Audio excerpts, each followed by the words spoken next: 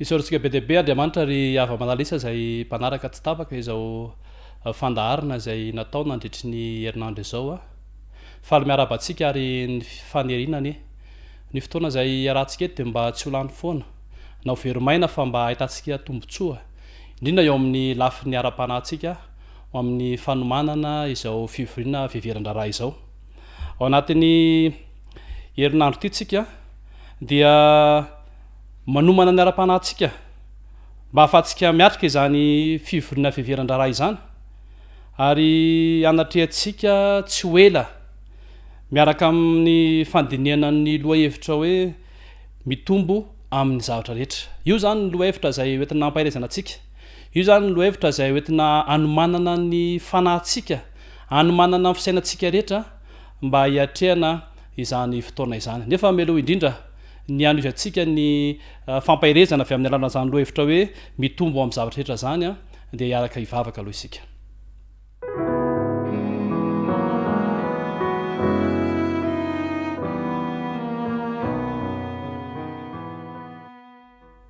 Vavakantsika ry Andriamanitra rainay eo, Andriamanitra tsara sy masina an-danitra misaotra anao satria mbola afaka hiain'ny teninao indray amin'izao fotoana izao. Aoka ny fanahinao no hitoetra am-pona tsirairay avy ary ny fanahinao no hanosotra ny molotrina mpanomponao ka ahafahana mampita sy mizara, ahafahana mandray ihany koa izany teninao izany. Dia mitenena aminay ary satria menanao izay ny aminaran'i Jesosy. Amen.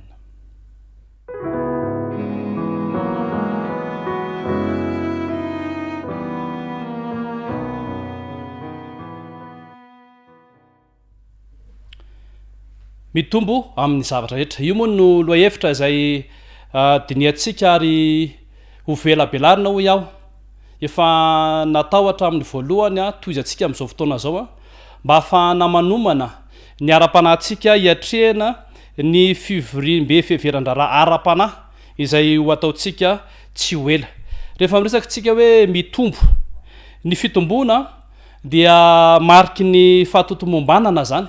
Zany hoe raha olona ny resahana mahakasika ty fitomboana ty zany dia raha misy tsy mitombo amin'ny toe-batan'le olona na anatiny la velany dia izay la atao hoe tsy tomombana ny olona anankiray na hozy tsika amin'ny fitenenana hoe mety misy fahasamponana izany olona anankiray izany. Le lohahevitra eto moa dia hoe mitombo amin'ny zavatra rehetra.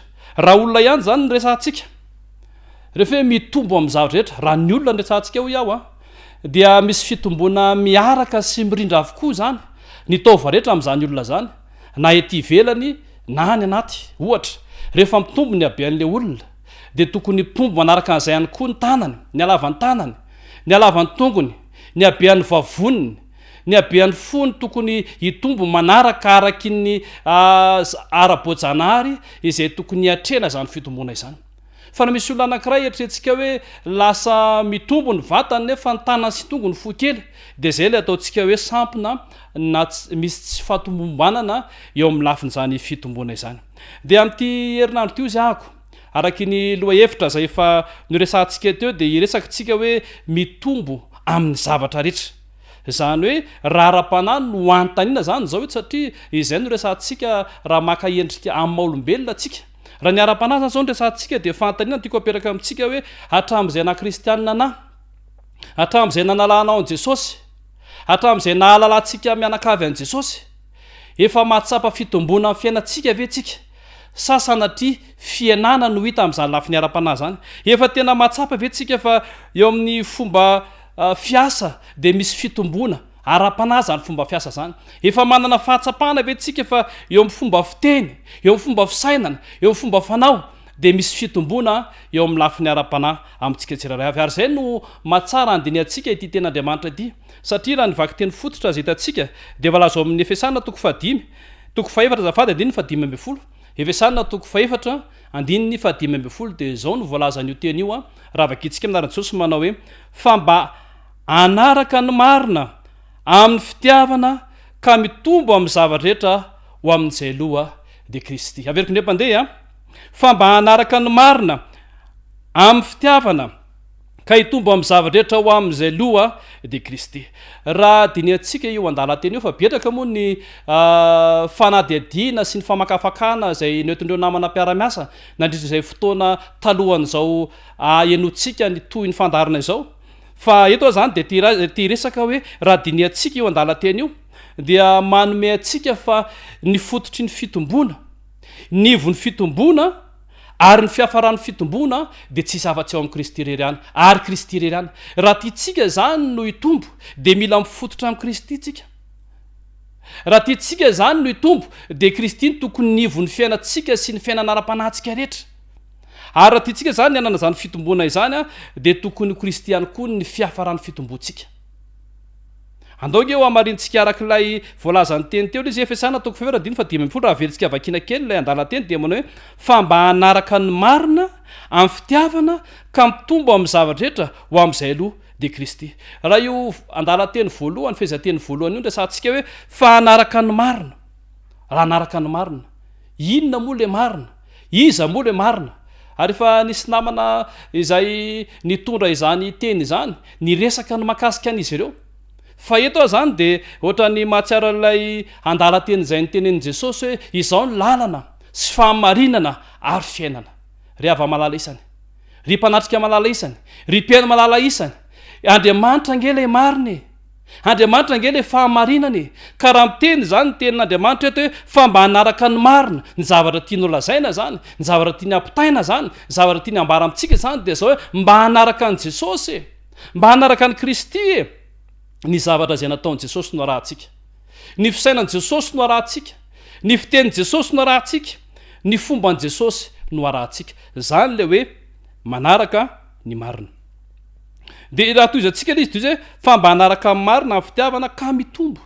Raha tsy ao anatin'ny fanarahana ny fahamarinana io zany tsika, na fanarahana an'Andriamanitra zany tsika, de tsy hanana velively izany fitombona izany. Izay no mahatonga antsika milaza hoe ny an-dalan-teny eto dia mametraka mazava tsara fa ny fototry ny fitombona, ny ivon'ny fitombona ary ny fiafaran'ny fitombona de Kristy. Ary raha jerentsika eo amin'ny tapany faharoa, tapany fahatelo azafady ao amin'ilay an-dalan-teny teo de izy hoe ho amin'izay loha dia Kristy. Tsy afaka hanaraka ny marina tsika ary tsy afaka mitombo ihany koa tsika raha tsy mibanjina n'ilay loha de Kristy. Ary volazany ten'Andriamanitra fa Kristy ny lohan'ny fiangonana.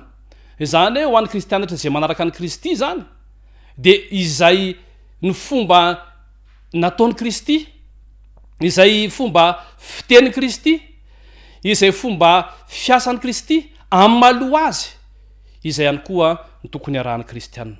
Ary zay mahatonga antsika hanamafy zany lay firesaka teo aloha na lay fanazavana teo aloha hoe io an-dalan-teny io. Le an-dalan-teny fototra zay voalaza amin'ny Efesana toko fevera diny fa 10 manao hoe fa mba hanaraka ny marina amin'ny fitiavana ka mitombo amin'ny zavatra rehetra ho amin'izay loha de Kristy. Io zany de mametraka mazava tsara fa ny fitombona de miankina amin'ny fananantsika an'i Kristy, satria Kristy ny fototry ny fitombona, Kristy no ivon'ny fitombona ary Kristy no fiafaran'izany fitombona izany.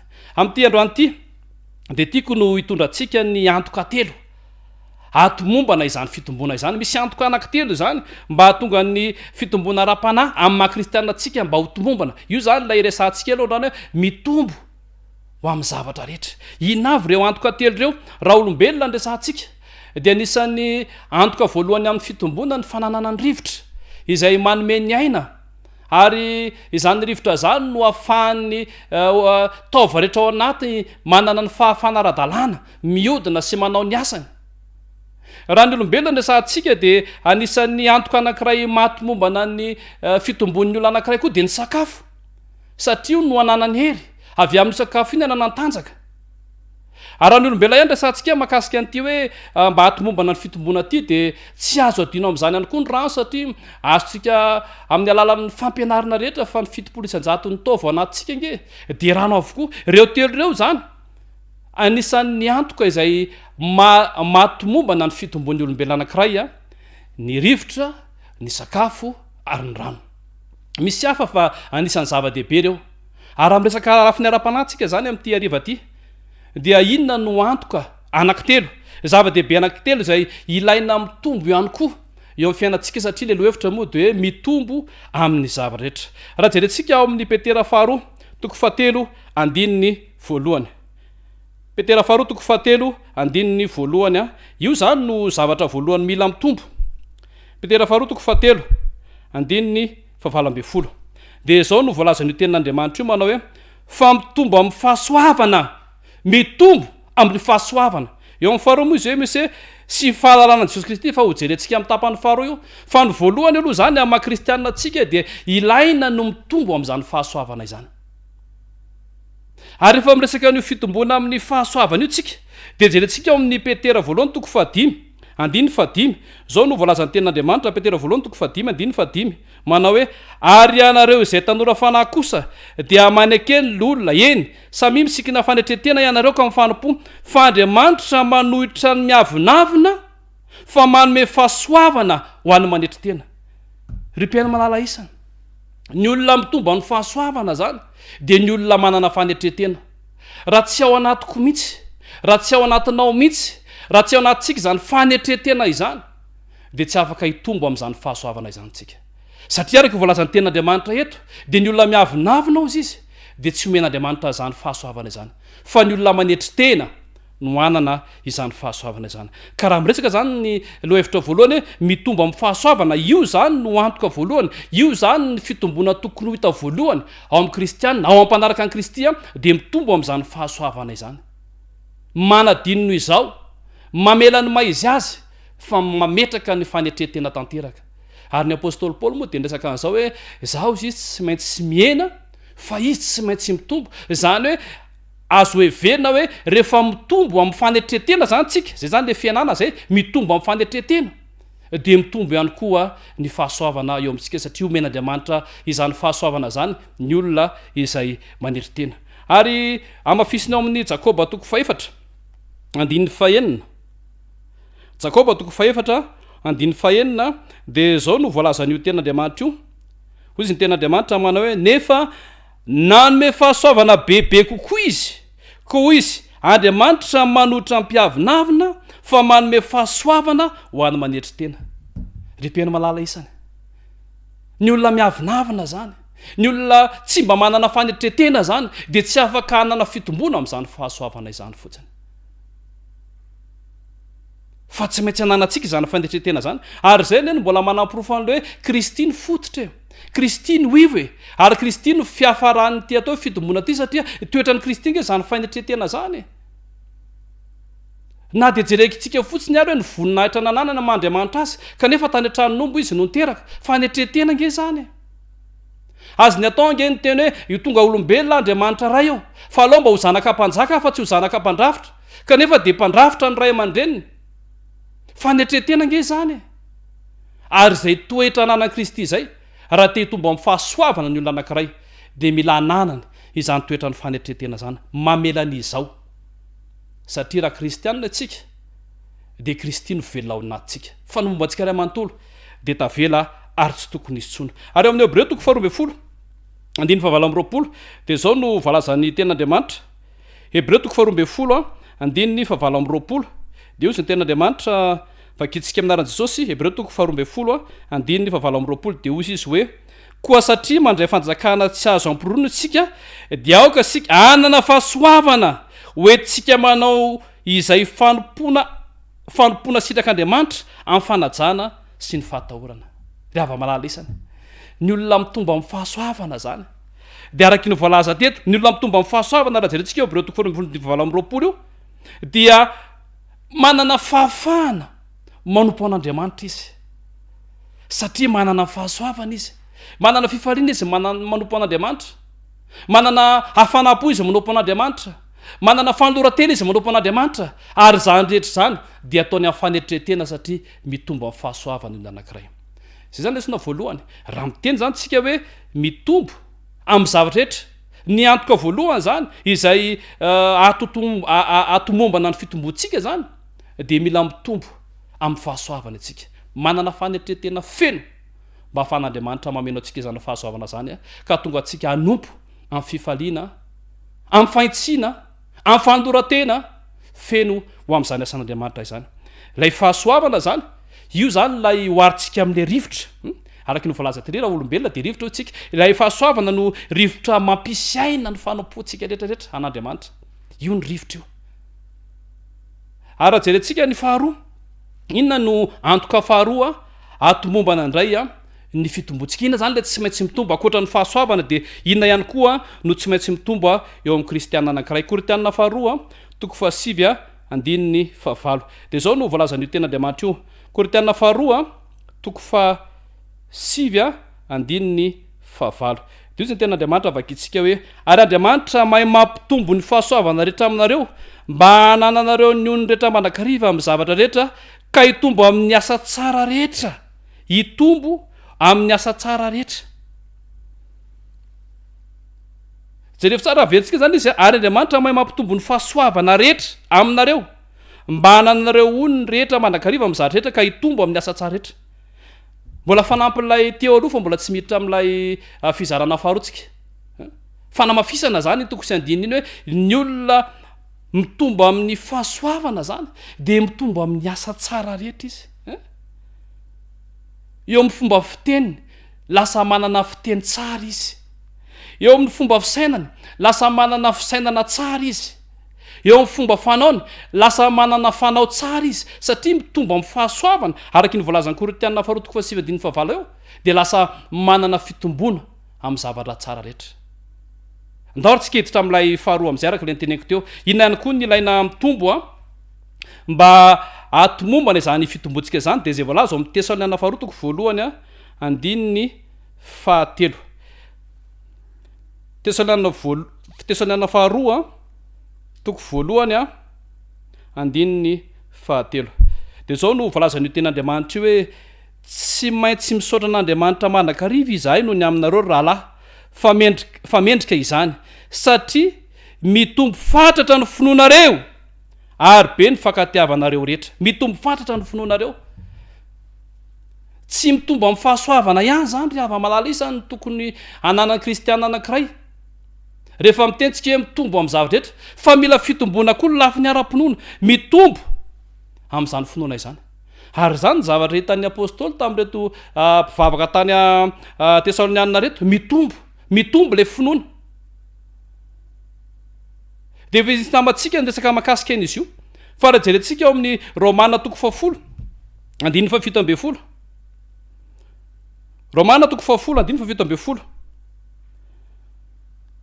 de zao no volazan'io ten'andriamanitra io manao hoe koa ny finoana de avy amin'ny toroteny ary ny toroteny kosa de avy amin'ny tenin'ny kristy rehefa miresaka finoana zany tsika de tsy afaka misaraka amin'ny toroteny zany finoana izany ary rehefa miresaka toroteny tsika de tsy afaka mitsaraka amin'ny tenin'ny kristy zany finoana izany toroteny izany zany hoe raha ataotsika formule tsotsotra zany le izy de hoe ny finoana zany dia tsy azo raha tsy misy ny tenin'ny kristy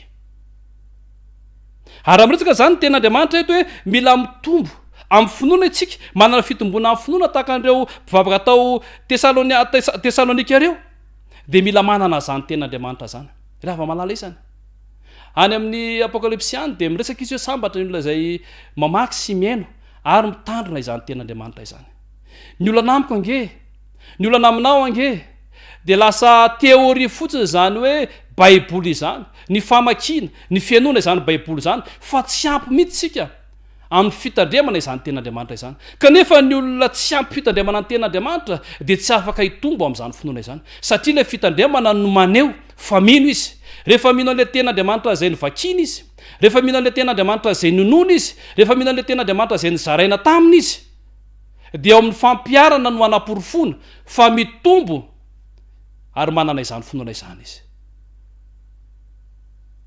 eo mpanomanana ny fivona fiveran-draraha zany de mila mangataka amin'andriamanitra ihany koa tsika mba hananatsika izany fitombona amin'ny lafi ny finoana izany mila mandinika ny ten'andriamanitra mila mamaky ny ten'andriamanitra ary indrindraindrindra mila mamaky izany ten'andriamanitra izany de io lay araky ny maha-olombelona hoe sakafo mampitombo de ty ten'andriamanitra tenge le sakafo io le sakafo zay mampatanjaka ny fiainam-panahintsika io sakafo zay mampisery fiainam-panahintsika io ka mahatonga atsika hitombo izy jesosy tamin'izay fotoana zay hoe tsy ny mofo ihany no velomany olona fa ny teny rehetra zay aloko ny vavan'Andriamanitra ihany koa. Ary jerentsika amin'ny Kolosiana toko 4:7. Kolosiana toko 4:7. Dia zao no voalazan'io ten'Andriamanitra io manao hoe ka mamaka tsara sy miorona mafy ao aminy ary tafatoetra amin'ny finoana toy ny efa nampianarina anareo ka mazotoa amin'ny fisaorana. Misy zavatra anankitelo zany rehefa mampiasaka finoana zany tsika dia zao mila mamaka tsara le izy, mila miorona mafy tsara le izy ary mila tafatoetra. Zay ny fahafen'olon'le finoana anatsika ao, sady mamaka le izy no miorona le izy no tafatoetra izay finoana zay. Kanefa tsy afaka mamaka ny finoantsika, tsy afaka miorona ny finoantsika, tsy afaka mitoetra ny finoantsika tafatoetra raha tsy eo amin'ny Kristy tsika. Arak'ilay fitarian-dresaka taria fiatomboana hoe ny antoky ny fitomboantsika dia zao Kristy irery ihany, satria sady izy no fototra, izy no ivo ary izy no fiafarany zany atao hoe fitomboana izany. Izay zany ny faharoa. Arak'ilay izy atsika teo zany hoe ny faharoa zany dia zao mila mitombo ihany koa ny finoantsika. Tsy ny fahasoavana fotsiny, tsy mitombo amin'ny fahasoavana fotsiny, fa mitombo amin'ny finoana ihany koa. Ary ny fahatelo dia izay voalaza amin'ny Kolosiana toko 1:10. Kolosiana toko 1:10. Dia zao no voalazan'io ten'Andriamanitra io manao hoe mba andehananareo mendrika ny tompo, anaovanareo ny sitrapony amin'ny zavatra rehetra, dia mahavokatra amin'ny asa tsara rehetra sady mitombo amin'ny fahalalana tsara an'Andriamanitra. Ny antoka fahatelo indray zany ahatomombana ny fitombontsika dia zao mitombo amin'ny fahalalana tsara an'Andriamanitra.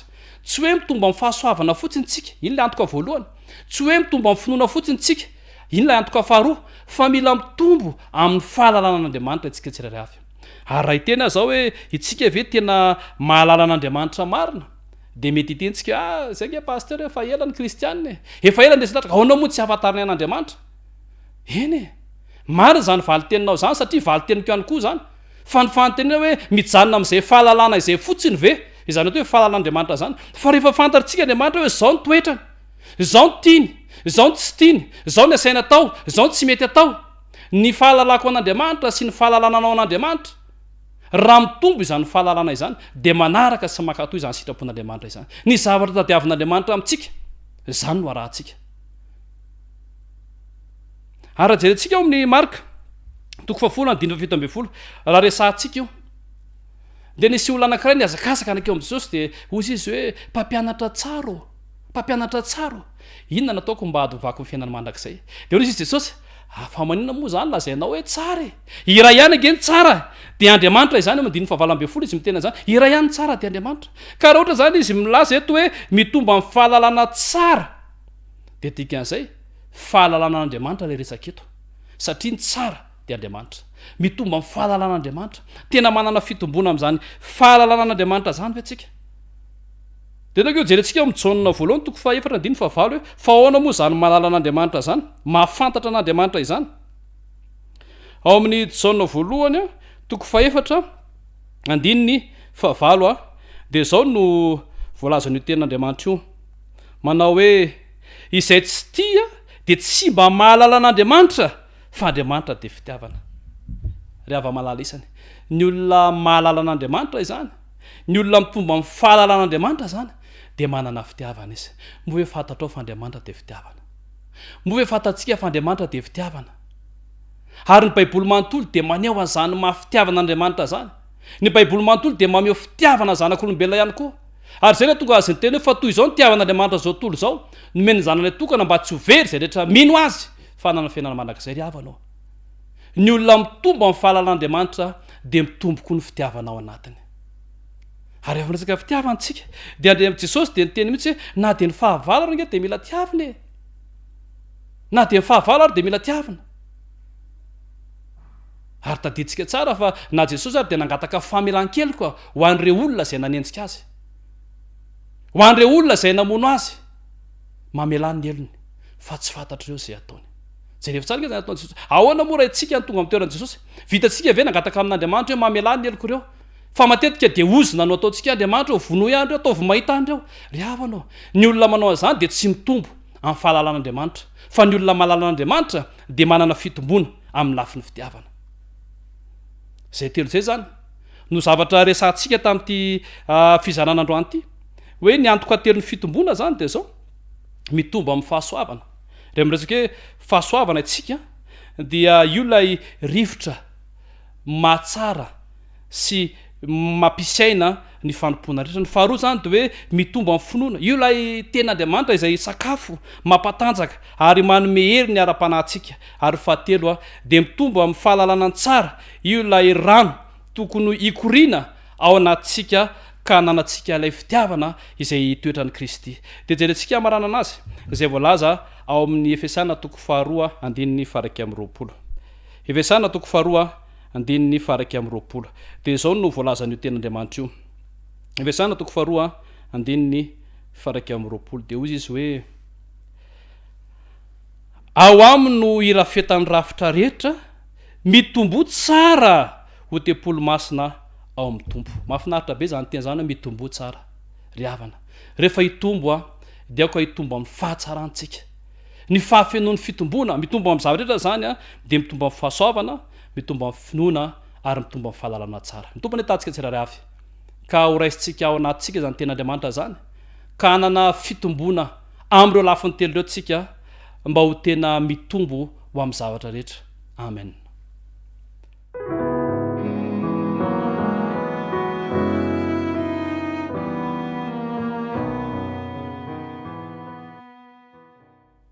vavaka tsika Andriamanitra ray misaotra noho ny amin'izany teninao zany zay nanomenay androany ny antoka telo atomombana ny fitombona amin'ny maha-kristianina anay de ny fitombona amin'ny fahasoavana izany ny fitombona amin'ny finoana izany ary ny fitombona amin'ny fahalalana ny tsara rehetrarehetra ka aoka tompo ny fananao masina no hiasa ao am-pony tsirairay avy zay nanaraka izany fizarana ny teninao izany nanaraka izany fandalina ny teninao zany ka mba ho lehilahy sy vehivavy zay tena hitombo tsara ny izahay ka anana ireo toetra telo ho antoky ny fitombonay amin'ny lafiny ara-panahy ianao tompo no angatahanay no amelany eloka tsirairay avy raha amin'ireo atsiramina rehetra ireo tsy firehana makasika izany lafiny fitombona zany teo amin'ny fotoana lasa rehetra fa androany kosa dia aoka ny fanenao masina ny toetra ao anatinay tsirairay avy ary izay anaiky asany zany fanenao masina zany ka napakevitra ny tena mba hitombo amin'ny lafiny rehetra satria ianao Jesosy Kristy irery ihany anie no fototra no ivo ary ny fiafaran'izany fitombona izany ka izay de nitoraka aminao manomboka izao mba hanananay ny tena fitombona amin'ny lafiny rehetra de zany vavaka zany tompo zay tsy feno de angatahanay mba ho tanterahanao amin'ny tsirairay avy ny aminaran'i Jesosy amen